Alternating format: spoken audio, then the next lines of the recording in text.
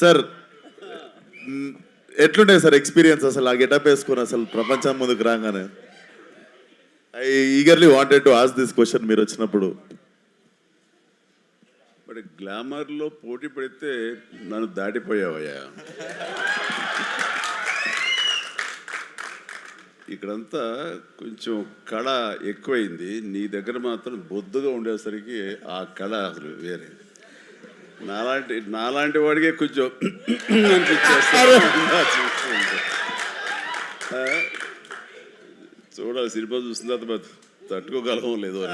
Thank you so much sir, ఈ compliment life time గుర్తుపెట్టుకుంటాను.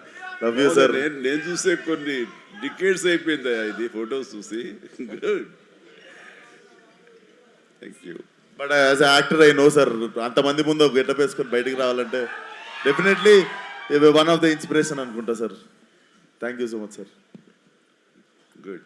Chiranjeevi garu, ఒక question అండి. ఆ రోజు మీరు ఆ గెటప్ వేసినప్పుడు మీ అమ్మగారి రియాక్షన్, మీ ఆవిడ గారి రియాక్షన్ ఏమైనా గుర్తున్నాయా?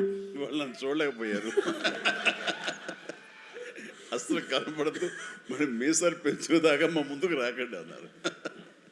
కానీ విశ్వక్కి వేరే ఎక్స్పీరియన్స్ ఉన్నట్టుంది. విశ్వక్ మా వాళ్ళు చీరలు కట్టుకొని మ్యాచింగ్ చీరలు కట్టుకొని సెట్కి వచ్చారు సార్ ఫోటో దిగుదామని. మళ్ళీ ఎప్పుడు కట్టుకుంటున్నాం అని.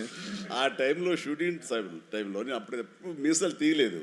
జంజాలుగా మీసాలు తీయాలి అని అన్నప్పుడు ఒకటే కండిషన్, ఒక 60-70 మంది పనిచేస్తున్నారు యూనిట్లో, అందరూ తీస్తేనే ఆఖరి తీసేవాడు నేను అవుతానని అందరితో తీయించాను మీసాలు.